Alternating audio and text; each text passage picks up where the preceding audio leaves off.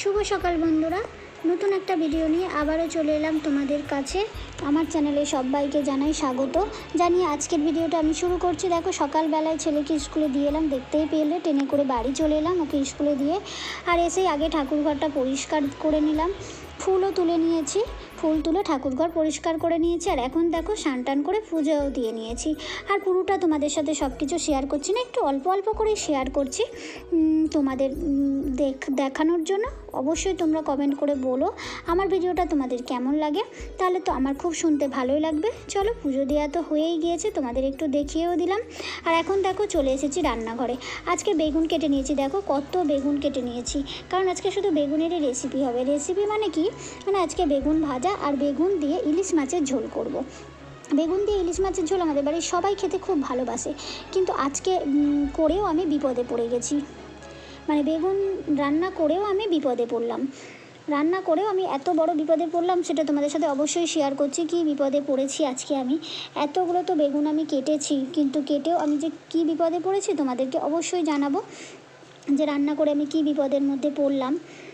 বেগুন খেতে তো আমাদের বাড়ির সবাই ভালোবাসে, খুবই ভালোবাসে বেগুন ভাজা খেতে, বেগুন ভর্তা খেতে সবাই খুব ভালোবাসে। সেই জন্য দেখো এক গামলা একদম বেগুন কেটে নিয়েছি। বেগুনগুলো খুব ভালো ছিল, একটু দানা দানা হয়ে গেছিলো, কিন্তু খুব ভালো ছিল। আর এদিকে দেখো বেগুন ভাজার জন্য কড়াতে তেলও দিয়ে দিয়েছি। বললাম না বেগুন ভাজা করব, সাথে বেগুন দিয়ে ইলিশ মাছের ঝোল করব, সেই জন্যই আমি অতগুলো মাছ কেটে নিয়েছি। আর আমার ছেলে খুব ভালোবাসে বেগুন দিয়ে ইলিশ মাছের ঝোল, শুধু ছেলে না আমাদের বাড়ির সবাই খেতে ভালোবাসতো, আমার ননদ, আমার শ্বশুর শাশুড়ি সবাই, ওরাও খুব ভালোবাসতো। আর আমি আমার শাশুড়ির কাছ থেকেই এই বেগুন দিয়ে ইলিশ মাছের ঝোল আমার শাশুড়ি আর আমার ননদের কাছ থেকেই শিখেছি। সত্যি কথা বলতে আমার বাপের বাড়িতে বেগুন দিয়ে ইলিশ মাছের ঝোল কোনোদিনই হতো না, শুধু ঝালই হতো সর্ষে বাটা দিয়ে, আর না হলে ভাজা। আমরা ভাজাই খেতাম ইলিশ মাছ, অত মানে বেগুন দিয়ে ঝোল কোনোদিন সত্যিই হতো না।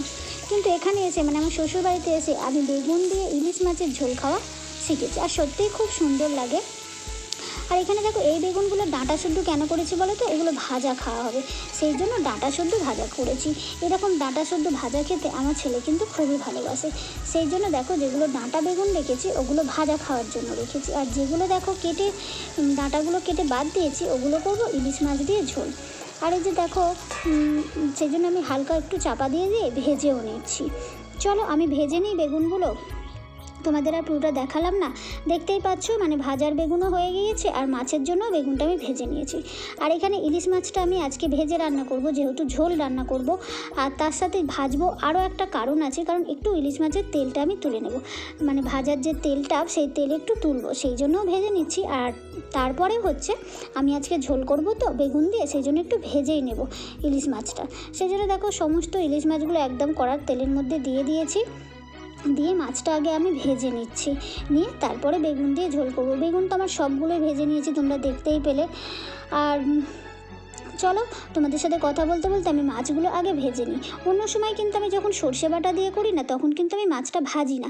আমাদের বাড়ির, মানে আমার শ্বশুর বাড়ির সবাই মাছ কাঁচা খায়, ইলিশ মাছ কাঁচা, কিন্তু আবার ওদিকে আমার বাপের বাড়িতে আবার ইলিশ মাছ ভাজা করেই রান্না করে। কিন্তু যখন যেখানে থাকবে না, তখন সেভাবেই আমাদের করতে হবে, তাই না বন্ধুরা? কিছু করার নেই, এখানে এসে শিখে গেছি যে কাঁচা মাছ রান্না করে খাই ইলিশ মাছটা। কিন্তু আমি আগে আমার বাপের বাড়িতে সবসময় এখনও পর্যন্ত কাঁচা মাছ খাই না, ইলিশ মাছ কিন্তু ভেজেই খাই। আমার মা ভাই যখন আসে তখন আমি কিন্তু ভেজেই রান্না করি। এই যে দেখো মাছ ভাজা হয়ে গিয়েছে, আর মাছের তেলও আমি তুলে রেখেছি। এদিকে দেখো কড়ার মধ্যে আমি দিয়ে দিলাম একটু কালা জিরে আর শুকনো লঙ্কা। কাঁচা লঙ্কা দিলে ভালো হতো, কাঁচা লঙ্কাটা আমার কাছে এখন নেই, তাই শুকনো লঙ্কাই ফোড়নে দিয়ে দিলাম। দেখতেই পেয়েছো, এই যে দেখো শুকনো লঙ্কা দিয়ে দিয়েছি, দিয়ে এখন আমি এটাকে একটু ভেজে নিচ্ছি। আর বেগুনটা আমার ভাজাই আছে, তাই ঝোলটা বানাতে বেশি সময় লাগবে না। এদিকে দেখো আমি যে বেগুনগুলো ভেজে রেখেছিলাম সেগুলো দিয়ে নিলাম। যেভাবে আমি করেছি সেটাই তোমাদের সাথে একটু শেয়ার করছি। মানে আমার সত্যি কথা বলতে এই বেগুন দিয়ে ইলিশ মাছের ঝোল শেখা কিন্তু আমার শাশুড়ি আর আমার বড় ননদের কাছে, ওরা খুবই খায়। আর এখানে সব রকম মশলা দিয়েছি, দেখো হলুদ গুঁড়ো, লঙ্কার গুঁড়ো, জিরের গুঁড়ো, নুনটা সবাই সবার আন্দাজ মতো দেবে, আর অল্প সামান্য একটু চিনি ফেলে দেবে, তাহলে না খেতে খুব সুন্দর হয় তরকারির স্বাদটা। একটু তোমাদের সাথে শেয়ার করলাম আমি কীভাবে রান্না করলাম বেগুন দিয়ে ঝোলটা ইলিশ মাছের, সেটাই তোমাদের সাথে একটু আমি শেয়ার করলাম। অবশ্যই তোমাদের ভালো লাগবে, এভাবে তোমরা করে দেখতে পারো। আমাদের তো খুবই ভালো লাগে। আর যদি বড় বড় বেগুন হয় না, সেই দিয়ে রান্না করলেন আরও সুন্দর হয়। তবে বড় বেগুন গোটা আবার দিয়ে দিও না, তাকে কেটে ছোটো ছোটো করে দিও। চলো একদম আমি কষিয়ে নিচ্ছি, মশলা যেহেতু সব দিয়েছি সেই জন্য সব কিছু দিয়ে আমি কষিয়ে নিচ্ছি। দেখতেই পাচ্ছ সুন্দর করে এটাকে কষিয়ে নেব একটু রেখে। এই যে দেখো, তোমাদের আর দেখালাম না, ক্যামেরার আড়ালেই আমি কিন্তু ভালো করে কষিয়ে নিয়েছি। আর এখন দিয়ে দিচ্ছি সেই আমার গরম জল। আমি তরকারির মধ্যে সবসময় গরম জল দিতে পছন্দ করি, আর দিও, কারণ আমার গরম জলটা দিলে আমার রান্নাটা তাড়াতাড়ি হবে, সেই কারণে তাই আমি দিয়ে দিয়েছি গরম জল। দিয়ে এখন ঝোল ফোটা পর্যন্ত একটু অপেক্ষা করবো। যখনই ঝোলটা ফুটবে তখনই কিন্তু ইলিশ মাছগুলো আমি এই ঝোলের মধ্যে ছেড়ে দেবো। চলো ঝোলটা ফোটা পর্যন্ত অপেক্ষা করি। চলো তোমাদের তো আর অপেক্ষা করিয়েছি, কিন্তু কী অপেক্ষা করেছি, পুরো রান্না শেষ করেছি। দেখতে পাচ্ছ বেগুন ভাজা করে নিয়েছি, আর এই যে সেই ইলিশ মাছের তেল তুলে রেখেছিলাম, সাথে শসাও কেটে নিয়েছি, দেখতেই পেয়েছো। আর এই যে মাছের ঝোল কিন্তু আমার রেডি হয়ে গেছে। এই যে দেখো একদম মাছের ঝোল রেডি। আর এদিকে আমি কি করছি বলো তো, এদিকে করছি আমড়ার টক, আর একটা সবজি করেছি সব কিছু দিয়ে, সেটা সাইডে আছে, তোমাদের পরে দেখাচ্ছি।